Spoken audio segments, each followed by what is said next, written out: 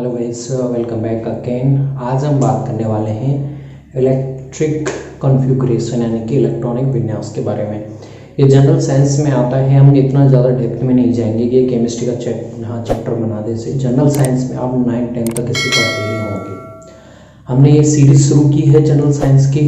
आपके राजस्थान में होने वाले जितने भी एग्ज़ाम हैं जिनमें जनरल साइंस आती है, बेसिकली वो टीचिंग एलिजिबिलिटी के लिए हो, रीट यहाँ पर वो राजस्थान पुलिस के लिए हो, यहाँ पर वो पटवारी एग्ज़ाम के लिए हो।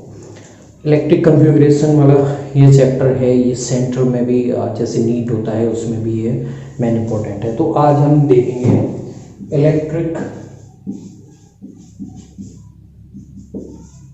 विन्यास क्या होता है, कैसे हम इसे बनाते हैं। ठीक है, तो जब भी ये चैप्टर पढ़ेंगे आप, परमाणु और अणु क्या होते हैं, तब आप देखेंगे कि परमाणु अविभाज्य होता है। जब कई सारे परमाणु मिल जाते हैं तब आपको एक अणु प्राप्त होता है। तो कई सारे परमाणु की इकाइयों से मिलने पे अणु मिलता है, यानी कि अणु एक बहुलक है परमाणुओं के मिलने पे जो मिला है। अब आपको पता होगा परमाणु में इलेक्ट्रॉन, प्रोटॉन, न्यूट्रॉन जो नाभिक में मिलता है, क्या उसकी चारों तरफ मिलते हैं वो आपको पता होंगे। आवेशों के बारे में थोड़ा सा आपको चर्चा होगी, जैसे कि इलेक्ट्रॉन पे नेगेटिव चार्ज होता है, प्रोटॉन पे पॉजिटिव होता है और न्यूट्रॉन पे कौन सा होता है आपके, ये होता है आपका उदासीन, इस पे कोई भी चार्ज नहीं होता है। ठीक है, अगर हम बात करें इलेक्ट्रॉन को इस तरह से आप लिखते हैं, और प्रोटॉन होता है बेसिकली एक हाइड्रोजन का एटम, और न्यूट्रॉन होता है उस पर आपके उदासीन होता है, कोई भी चार्ज नहीं होता है। ठीक है, अगर आप पढ़ते होंगे क्वांटम संख्याएं, तो उसमें क्वांटम संख्याएं के द्वारा बताया जाता है कि एक परमाणु में इलेक्ट्रॉन का कवरेज कितना होता है, कौन से कोष होते हैं, कौन से उपकोष होते हैं, क्या कक्षक होते हैं। ओके, तो हम बेसिकली जानेंगे यहाँ पे इलेक्ट्रिक कॉन्फ़िगरेशन में ये चीज़ें आपको पता होनी चाहिए कि 1s में s क्या है, 1 क्या है। तो हम सबसे पहले देखते हैं आपके, देखिए मैंने बताया कई सारे जब परमाणु मिल जाएंगे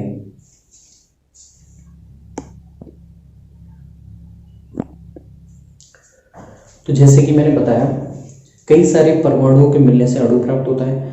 परमाणु को और आप ज़्यादा विभाजित नहीं कर सकते हैं। तो परमाणु में क्या क्या मिलता है आपके, हमने देख लिया है। प्रोटॉन, इलेक्ट्रॉन चारों तरफ इसके चक्कर लगाते हैं, प्रोटॉन आपके केंद्र में मिलता है, नाभिक के केंद्र में। अगर हम बात करें क्वांटम संख्याओं की, तो क्वांटम संख्याओं में इतने अंदर नहीं जाएंगे, हम थोड़ा सा आपको एक आइडिया दे देंगे। देखिए सबसे मुख्य क्वांटम संख्या होती है जो कि कोष होता है आपका। देखिए 4 चीजें होती हैं, ये कोष है, ठीक। तो कोष के अंदर क्या होगा, ये अगर सेल है जिसे आप इंग्लिश में बोलते हैं ये कोष है, तो इसके अंदर एक और कोष मिलेगा जिसे बोलते हैं सब सेल, इसे बोलते हैं सब सेल, या हिंदी में बोलते हैं इसे उपकोष। ठीक है, और उपकोष के अंदर आपको कक्षक मिलेंगे। कक्षक ऐसी जगह है, जैसे इस जगह कक्षक है, एक इस जगह है, एक इस जगह है। मैं यहाँ पे ऐसे होते नहीं है, मैं आपको एक बता रहा हूँ। कक्षक क्या होते हैं, उपकोष के अंदर इलेक्ट्रॉन की पाए जाने की प्रोबेबिलिटी जिस स्थान पे ज़्यादा होती है उसी की। अगर यहाँ पे इलेक्ट्रॉन बहुत ज़्यादा मिल रहे हैं तो ये कक्षक हुआ, इस जगह ज़्यादा मिल रहे हैं तो ये आपका क्या हुआ, ऑर्बिटल, जिसे आप हिंदी में बोलते हो कक्षक। ठीक है, ये कक्षक हुआ। तो इनमें सबसे बड़ा कौन है, आपका सेल है, जिसे आप बोलते हो कोष, यहाँ पर इसे मुख्य कोष ही बोलते हैं। उसके अंदर सब सेल है। ठीक है, तो एक कोष के अंदर आपको कई सारे सब सेल मिल सकते हैं, ऐसा जरूरी नहीं है। एक बड़ा कोष है इतना बड़ा, ठीक है, तो इसके अंदर आपको 2 सब सेल भी देखने को मिल सकते हैं इस तरह से। ठीक है, नहीं तो इस तरह से नहीं मिल रहे हैं तो इस तरह से भी मिल सकते हैं। जैसे ये मुख्य कोष है, इसके अंदर एक सब सेल है, ठीक, इसके अंदर भी एक सब सेल है। तो एक मुख्य कोष के अंदर एक से ज्यादा उपकोष हो सकते हैं, उसमें कोई कंफ्यूज होने वाली बात नहीं है। सबसे बड़ा कोष होता है, उससे छोटा सब सेल होता है, उपकोष होता है, और सबसे छोटा जो होता है वो कक्षक होता है जहाँ पे आपके इलेक्ट्रॉन मैक्सिमम प्रोबेबिलिटी में पाया जाता है। तो बेसिकली क्वांटम संख्याओं के द्वारा आपको पता चलता है कि एक परमाणु में इलेक्ट्रॉन कहाँ मिल सकता है। ठीक है, अब मैंने यहाँ पे 4 चीज़ें आपको बताऊंगा। एन मुख्य क्वांटम संख्या, एल जिसे दोगंशी क्वांटम संख्या कहते हैं सेकेंडरी क्वांटम संख्या, एम मैग्नेटिक क्वांटम संख्या, एस होती है स्पिन क्वांटम संख्या। एन क्वांटम संख्या है ये आपके बताती है, ये कोष के बारे में बताती है, सेल के बारे में बताती है, मुख्य कोष के बारे में। जबकि एल है जो दोगंशी क्वांटम संख्या जिसे हिंदी में बोलते हैं, ये आपकी उपकोष की आकृति और आकार के बारे में बताती है। तो ये उपकोष के बारे में बताएंगी। एन से हमें कोष की आकृति के बारे में, कोष के आकार के बारे में पता चलेगा। एन से हमें क्या मिलता है, हमें एन से मिलता है कक्षकों की आकृति के बारे में पता, जिसे आप बोलते हो मैग्नेटिक क्वांटम संख्या। जबकि एस स्पिन क्वांटम संख्या बोलते हैं, इससे हमें पता चलता है इलेक्ट्रॉन की स्पिनिंग का। इलेक्ट्रॉन क्लॉकवाइज स्पिन कर सकता है, यानी कि अप स्पिन अप कर सकता है, यहाँ पर एंटी क्लॉकवाइज स्पिन डाउन कर सकता है। इसे आप इस तरह से दिखाते हैं प्लस माइनस। ठीक है, दो में से एक प्रोबेबिलिटी होती है, या तो वो ऐसे जा सकता है यहाँ पर इस तरह से, एक कक्षक में एक जो कक्षक है इसमें इलेक्ट्रॉन इस तरह से मिलेगा, ना कि इस तरह से। इस तरह से कभी नहीं मिलेगा। ओके, तो एक अप स्पिन होगा, एक लो स्पिन होगा। ठीक है, दोनों इस तरह से नहीं मिलेंगे, दोनों अप स्पिन नहीं मिलेंगे, दोनों डाउन स्पिन नहीं मिलेंगे। तो ये होता है पैरेलल और एंटी पैरेलल स्पिनिंग। तो इससे हमें स्पिनिंग की ऐसे पता चला। एन से हमें पता चला ऑर्बिटल की आकृति, कक्षकों के आकार, आकृति, उनकी उपस्थिति। जबकि एन से हमें पता चला उपकोष के बारे में, सब सेल के बारे में। जबकि एन से हमें पता चला कोष या कक्ष के बारे में। तो बेसिक सा है, आपको बस ये याद करना है, इसके बाद आपको कोई भी कंफ्यूजन नहीं होगा। कोष सबसे बड़ा होता है, उसके अंदर एक से ज़्यादा उपकोष मिल सकते हैं, और उपकोष के अंदर कक्षक मिलते हैं जहाँ पे इलेक्ट्रॉन्स के पाए जाने की प्रोबेबिलिटी सबसे मैक्सिमम होती है। अब इसे हम आगे बढ़ेंगे। ओके, अब देखिए एन, अब जैसे हम लिखते हैं, जैसे ही आप इलेक्ट्रॉनिक विन्यास में आपने देखे होंगे 2s 2p, अगर मैं ऐसे लिखता हूं 2p, तो इसमें आपको कैसे पता चलेगा कि इसमें कोष कौन सा है, उपकोष कौन सा है। ठीक, तो देखिए जब भी आप गणित की संख्याओं से दिखाते हैं वो होता है कोष, यानी कि ये है आपका कोष, जो कि सबसे बाहर होता है, जिसे आप इंग्लिश में बोलते हो सेल, यानी कि मुख्य कक्षा भी बोलते हो। लेकिन आप कंफ्यूज मत होना, एक ही वर्ड याद रखना, इंग्लिश में सेल और हिंदी में कोष। ठीक है, मुख्य कोष। इसे बोलते हो आप क्या, इसे बोलते हो सब सेल, सब सेल, यानी कि हिंदी में से बोलोगे उपकोष। तो उपकोष किससे दिखाते हैं हम? हाँ, हम अल्फाबेटिकल में जो ABCD होती हैं उस तरह से आपके अगर आ जाती हैं तो वो उपकोष होगा। अगर गिनती में लिखा हुआ है तो वो मुख्य कोष है। ठीक है, अगर मैं इसे लिख देता हूं x px, ठीक है, तो ये क्या बता रहा है, p का एक कक्षक, p में 3 कक्षक होते हैं, p में 3 कक्षक होते हैं, px, py और pz। तो ये क्या हो गया, px दिखा दिया, तो ये p का एक कक्षक हो गया। ये है मेन चीज। अगर मैं यहाँ पे लिखता हूं 3d, इसे मिटा देता हूं।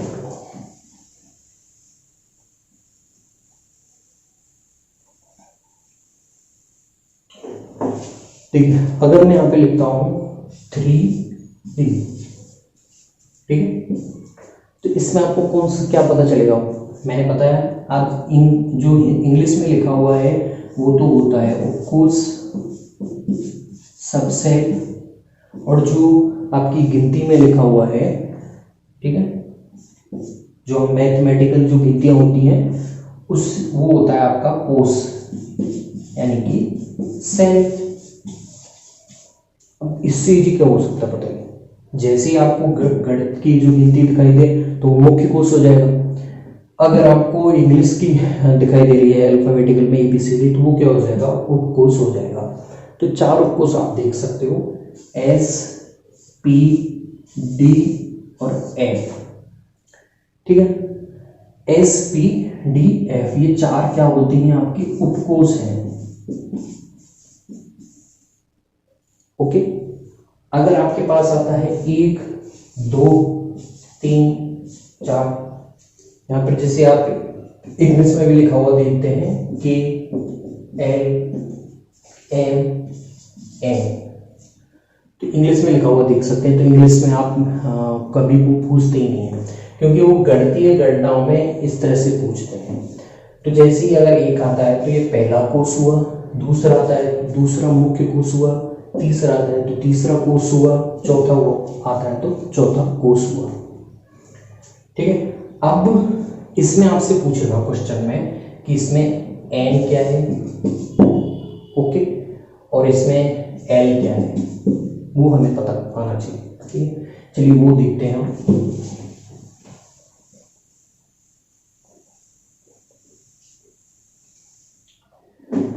ओके, तो चलिए देखते हैं। अब जैसे मैंने यहाँ पे लिखा 3t, ओके, इसमें जैसे मैंने बताया n के द्वारा आप मुख्य क्वांटम संख्या को शो करते हैं। n यानी कि मुख्य क्वांटम संख्या जो कि कोश के बारे में बताती है। तो यहाँ पे कोश क्या है, 3, तो यहाँ पे n का मान क्या हुआ, 3, क्योंकि n है मुख्य क्वांटम संख्या, वो कोश दिखाती है, जबकि l है जो उसका मान होता है n-1, यानी कि 3 - 1 2, यानी कि हमारे पास 0 से काउंट करेंगे आप, 2 से नीचे जाएंगे 0 तक, 1 2, तो यानी कि इसका कहने का मतलब है तीसरा जो कोश है उसमें आपको 3 उपकोश मिल रहे हैं।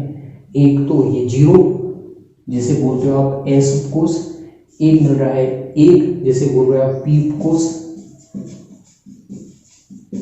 ठीक है, और 2 जिसे बोल रहे हो आप D उपकोश। तो इस तरह से आप L को कैसे काउंट करोगे, n-1 कर दोगे।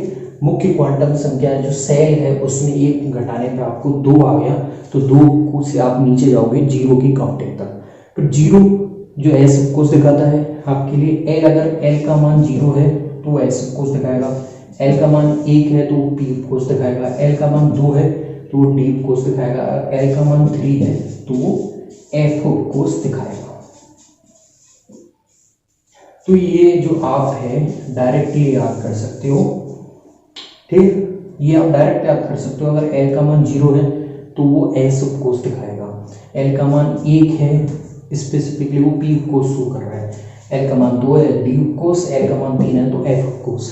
4 उपकोश से ज़्यादा कुछ हो नहीं सकता है। उपकोश जैसे आप बोलते हो इंग्लिश में सब सेल। कैसे काउंट किया हमने इसे, ठीक है। अब जैसे मान लीजिए आपके पास ये 3 की जगह 4 है, 4D है, तो हमारे पास मुख्य क्वांटम संख्या क्या आएगी, यहाँ पे 4 आएगी।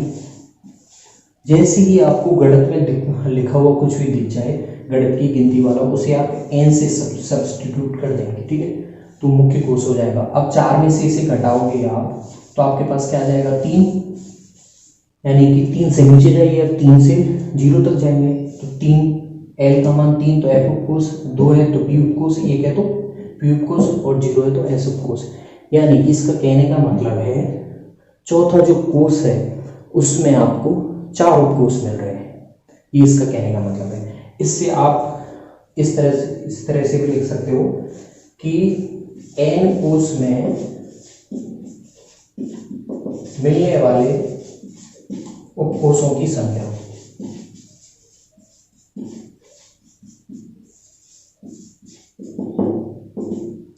ठीक है, क्या होती है, वो होती है आपकी n होगी, ठीक है। अब जैसे इसका कहने का मतलब है इस फॉर्मूले का आप देखते हो कि n जो कोश है उसमें कितने उपकोश मिलेंगे, आपको n मिलेंगे। जैसे हमने देखा यहाँ 4 था n, तो उसमें हमें 4 उपकोश मिल रहे थे। जब हमारे पास 3 था तो हमें केवल d तक ही उपकोश मिले थे, ठीक है, इसमें आप कंफ्यूज मत होना, मैं आपको बताता हूँ। देखिए हाँ, तो गाइस इसमें आपको कंफ्यूज होने वाली कोई बात नहीं है, दोबारा देख लेते हैं। जैसे ही आपसे पूछा जाता है पहले कोष में कितने उपकोष मिलेंगे, उपकोषों की संख्या, ठीक है। देखिए मैं आपको इलेक्ट्रॉनिक विन्यास का एक परफॉर्मा बताता हूँ जो आप लिखते होंगे, आप रटते होंगे उसे, लेकिन हम रटना बंद करवा देंगे। आज के बाद आपको रटना नहीं पड़ेगा। इस तरह से आप लिखते हैं,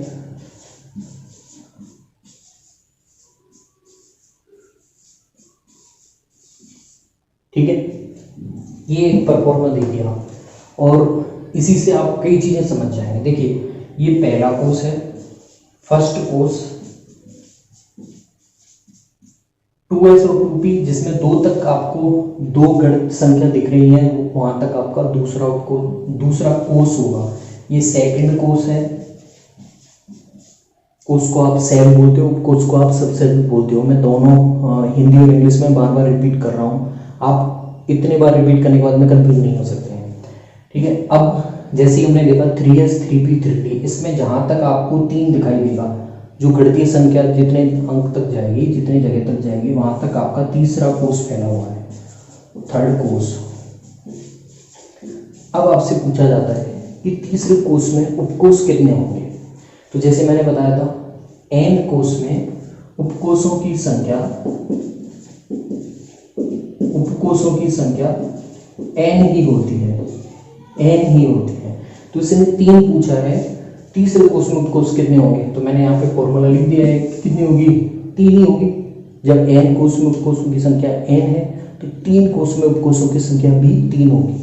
तो देख सकते हैं यहाँ पे एक s उपकोष मिल जाएगा आपको, एक p उपकोष और एक d उपकोष मिल रहा है। तो इस तरह से आप इलेक्ट्रॉनिक विन्यास में आपको दिक्कत नहीं आएगी समझने में, जब एक बार ये सेल सबसेल आप समझ लोगे आप, ठीक है। अब आपसे पूछा जाता है कि दूसरे कोष में उपकोषों की संख्या और तीसरे कोष में, ठीक है। तो पहले कोष में उपकोषों की संख्या कितनी है कि भैया यहाँ पे तो s ही है केवल पहले कोष में। जब भी मैं उपकोष कैसे पहचानूंगा, मैं आपको वापस बताता हूँ। उपकोष आप अल्फाबेटिकल जो ABCD में लिखा हुआ होता है, तो वहाँ पे S आपको दिख जाए वो उपकोष है, P जहाँ पे आपको दिख जाए वो उपकोष है, D दिख जाए और F दिख जाए, SPTF ये उपकोष होते हैं। अगर आपको गणित में लिखा हुआ दिखाई दे रहा है 1 2 3 4, तो वो क्या है, कोष हैं, ठीक है। तो पहले कोष में उपकोष कितने हैं, एक ही है, S ही है, तो 1 हो जाएगा। दूसरे कोष में उपकोष कितने हैं, तो दूसरे में देखिए, दूसरे में s है और ये भी दूसरे ही कोष है, इसमें भी p है, तो 2 कितने मिल रहे हैं, एक s और एक p, तो इसमें s और p यानी कि 2 मिल रहे हैं। तीसरे में देखिए, तो तीसरे में जहां तक 3 आपको लिखा हुआ दिखाई देगा वो मुख्य कोष चल रहा है, तो 3 में एक s मिल रहा है, एक p मिल रहा है और एक d मिल रहा है, यानी कि 3 है। तो आपका ये फॉर्मूला जस्टिफाई हो गया, आपको फॉर्मूला भी रखने की जरूरत नहीं है कि यानी कि n कोष में कोष की संख्या कितनी होगी, n ही होगी, ठीक है। ये आपको जस्टिफाई हो गया होगा, और आपको समझ में नहीं आया तो एक बार आप वापस भी जाके देख सकते हैं इसे। हाँ तो गाइस, अब हमने देख लिया है कि कोष और उपकोष का क्या झमेला है। अब हम आपको थोड़ा सा बताना चाहेंगे कि अगर आपके पास L0 लिखा हुआ है तो क्या आप काउंट करोगे, 1 लिखा हुआ है, 2 लिखा हुआ है और 3 लिखा हुआ है। तो जैसे आपके पास L0 है तो इसका मतलब क्या है, वो S उपकोष है। जब भी आपके पास L1 है इसका मतलब है P उपकोष, L2 है इसका मतलब D उपकोष, L3 है तो इसका मतलब हुआ F उपकोष। तो आप कभी भी इस चीज में कभी भी कंफ्यूज मत होइएगा, ये चीज याद रखिएगा, ठीक। अगर आपसे पूछा जाता है n का मान 5 है तो इसमें कौन कौन से उपकोष आपको देखने को मिलेंगे। n यानी कि मुख्य कोष 5वें कोष में आपको उपकोषों की संख्या बतानी है, ठीक है। ये मुख्य क्वांटम संख्या है। अब मैंने बताया था L का फॉर्मूला आप कैसे काउंट करते हो, n-1। तो यहाँ पे काउंट कर लीजिए, n कितना है 5 5 - 1 यानी कि 4 4 आ गया आपके पास में 4, और 4 से आप 0 तक जाइए तो 4 ऊपर से 4 3 2 1 0। ओके, तो 0 का मतलब है यहाँ पे एस उपकोष होगा जो हम पहले देख चुके हैं, 1 का मतलब है पी उपकोष होगा, 2 का मतलब है डी उपकोष, 3 का मतलब है एफ उपकोष, और 4 का मतलब है जी उपकोष। ठीक है, जी तक आप पढ़ते ही होंगे वैसे ही। यहाँ एफ उपकोष में ही सारे हमें जितने भी तत्व याद हैं उनका इलेक्ट्रॉनिक विन्यास एक तक ही कंप्लीट हो जाता है। लेकिन फिर भी आप 5वें कोष में उपकोषों की संख्या कितनी आ गई आपकी? 5 आ गई, S P D F G 5 आ गई, तो वो फॉर्मूला आपका जस्टिफाई हो गया। अब हम देखेंगे कक्षक क्या होते हैं। हाँ तो गाइस, आपको बहुत अच्छे से मैंने समझाया है कोष और उपकोष क्या होते हैं। अब हम बात करेंगे कक्षक क्या होते हैं, कक्षक और उपकोषों में इलेक्ट्रॉन कैसे बढ़ते हैं, कोषों में इलेक्ट्रॉन कैसे आते हैं, और इलेक्ट्रॉनिक विन्यास की बहुत डेप्थ चर्चा करने वाले हैं हम। सबसे पहले आपको पता होना चाहिए गाइस, बेसिकली हमने 2 क्वांटम संख्या देख ली है, एन मुख्य क्वांटम संख्या, एल जिसे आप बोल रहे हो सेकेंडरी क्वांटम संख्या। अब हम देखेंगे मैग्नेटिक क्वांटम संख्या जिसे बोलते हो आप एम, और इसका मेन मकसद होता है कक्षकों के बारे में बताना, चाहे वो कक्षकों की आकृति हो या फिर उनमें बनने वाले इलेक्ट्रॉन हो, कक्षकों के बारे में ये बताएंगे, उनका ओरिएंटेशन बताएंगे। और कक्षक का है क्या क्या होते हैं, ये आपके उपकोष के अंदर होते हैं जहाँ पे इलेक्ट्रॉन पाए जाने की संभावना सर्वाधिक होती है। अगर m का मान पूछा जाए आपसे तो वो कितना होता है, m होता है प्लस एल से माइनस एल तक। ठीक है, l क्या है, 2 वंशी क्वांटम संख्या है ये 2। ठीक है, अगर आपसे पूछा जाता है अगर l का मान 2 है तो m का मान क्या होगा, प्लस 2 से माइनस 2 तक। ये क्या है, ये देखिए इसे एलेबोरेट कर देते हैं, प्लस 2 से माइनस 2 तक। ये है आपके प्लस 2 प्लस 1 0 माइनस 1 माइनस 2। अगर आपसे पूछा जाता है कि L का मान 1 है तो M का मान क्या होगा, प्लस 1 से माइनस 1, यानी कि प्लस 1 भी आ गया, इसमें 0 भी आ गया और माइनस 1 भी आ गया। तो सिंपल सा है, m का मान जो कक्षकों के बारे में बता रहे हैं इसका मान प्लस 2 वंशी क्वांटम संख्या है, उससे माइनस तक इसका मान जाएगा। अब इसे हम कक्षकों में कैसे बताएंगे तो वो देखिए,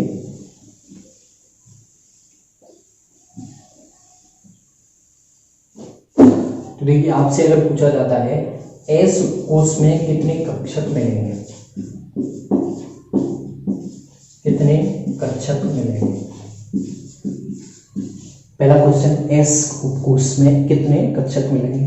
उपकोष और कोष का जो जमीला है वो आपको आप गारंटेड समझ में आ गया होगा, नहीं आया है तो आप एक बार वापस से जाके शांति से देखिए। एस उपकोष तो मैंने बता चुका हूँ, एस के लिए एल का मान क्या होता है, 0।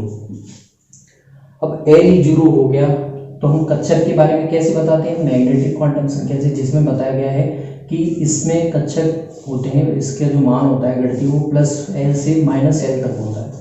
अब यही 0 हो गया तो प्लस 0 हो या फिर माइनस 0 हो, 0 तो 0 होती है, उसमें कोई भी शून्य होता है, उसमें कोई प्लस माइनस नहीं होता है। तो इसीलिए एस उपकोष में केवल एक कक्षक होता है, एक कक्षक देखा हमने। अगर आपसे पूछ लेता है वो पी उपकोष में कितने कक्षक देखने को मिलेंगे, कितने कक्षक, जिसे आप बोलते हो ऑर्बिटल, ऑर्बिटल बोलते हैं, इंग्लिश वालों को दिक्कत नहीं होगी इससे। तो इसमें वही मैंने बता चुका हूं पहले से, P के लिए L का मान कितना होता है, 1, L 1 यानी P उपकोष। तो इससे आप P उपकोष से L 1 मान सकते हो, मान नहीं मतलब होता ही है। ठीक है, तो मैं यहाँ पे लिख देता हूँ, ठीक है, S P D L, इनके लिए L का मान 0, P के लिए 1, D के लिए 2, F के लिए 3। ओके, अब L का मान 1 है। अब हमें कक्षकों के बारे में बताना है तो कक्षक कैसे बताएंगे हम, M से, और उसने बताया था कि M में इसका मान होता है प्लस L से माइनस L तक। हमारे पास L का मान आ गया है 1, तो प्लस 1 से माइनस 1 तक, यानी कि प्लस 1 0 और माइनस 1। अब P उपकोष में आपको मिलेंगे, इसे बोलते हैं आप PX, इसे बोलेंगे पी बाई और इसे बोलेंगे आप पी जेड, और ये एक दूसरे में इंटर कन्वर्टेबल होते हैं, यानी कि आप पी बाई का मान भी +1 हो सकता है और पी एक्स का मान भी -1 हो सकता है, दोनों इंटरचेंजेबल है, लेकिन पी जेड का मान यहाँ पे 0 होगा। अब हमने एक्स बाई जेड लिख दिया है ना, ये पी कोस के कक्षक बता रहे हैं, ठीक है। जब तक पी अकेला है, ये पी है, इसमें कोई एक्स बाई जेड नहीं है इसके नीचे, अगर तब तक ये आपका खाली सबसेल है, उपकोष है। जैसे ही इसके अंदर एक्स लिखा आ जाए, बाई लिखा आ जाए, तब ये आपका ऑर्बिटल दिखाता है, उसका कक्षक दिखाता है, ठीक है। अब हमने एस और पी दोनों में देख लिया, अब हम डी में देखते हैं कितने कक्षक होते हैं।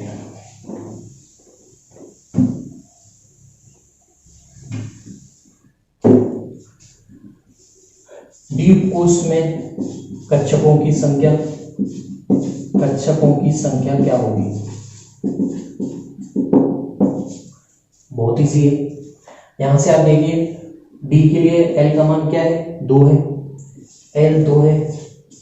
कक्षकों की संख्या आप कैसे बताते हैं? एम के सूत्र से, जिसमें एम के सूत्र से पता चलता है इसका मान होता है +l से -l, तो इसे पुट कर दीजिए, यानी कि +2 से -2, +2 इस तरह से होगा, +1 0 -1 -2, यानी कि अब ये हमारे पास कौन से हैं? डी के उपकोष हैं, तो ये हो जाएगा आपका dx बाई, ये हो जाएगा dxz, ये dz², ठीक है, और ये dx²y², कौन सा बचा? अब बचा आपका d बाई जेड, ठीक है। ये एक दूसरे में इंटरचेंजेबल है और ये भी एक दूसरे में इंटरचेंजेबल है, जबकि dz² होता है और उसके लिए 0 ही मान होता है, उसके लिए ये किसी में भी चेंजेबल नहीं है। यानी कि dxz है, उसका मान -1 भी हो सकता है, और d बाई जेड है, उसका मान +1 भी हो सकता है। dx बाई है, इसका मान -2 भी हो सकता है, जबकि dx²y² है, उसका मान -2 तो है और वो +2 भी हो सकता है। तो इससे हमें पता चला कि m क्वांटम संख्या, मैग्नेटिक क्वांटम संख्या से हमें कक्षकों के बारे में पता चला। अब हम देखेंगे कि उपकोष में इलेक्ट्रॉनों की संख्या क्या होती है, कक्षकों में इलेक्ट्रॉन कैसे बढ़ते हैं, जो कि हम देखेंगे s क्वांटम संख्या से। हाँ, तो गाइस अब हमारी लास्ट बचती है स्पिन, यानी कि स्पिन क्वांटम संख्या, क्वांटम नंबर, जिसमें बताया था कि अगर ये s उपकोष है, ठीक है, ये इस कक्षक में, ये कक्षक दिखा रहा है इस तरह की आकृति, इस कक्षक में इलेक्ट्रॉन किस तरह से भरे जाएंगे? वो इस तरह से भरे जाएंगे, एक तो पैरेलल होगा, दूसरा एंटी पैरेलल होगा, दोनों एंटी पैरेलल होंगे, यानी कि एक तो स्पिन अप है और एक स्पिन डाउन है। इसका मान इस तरह से ±1/2, तो दो में से एक चांस होते हैं, या तो स्पिन अप हो सकता है या फिर स्पिन डाउन हो सकता है। प्लस अगर स्पिन अप दिखा रहा है, यानी कि क्लॉकवाइज दिखा रहा है, तो माइनस यहाँ पे एंटी क्लॉकवाइज दिखाएगा, यहाँ पर आप इसका उल्टा भी कर सकते हैं। तो बेसिकली ये होता है, ठीक।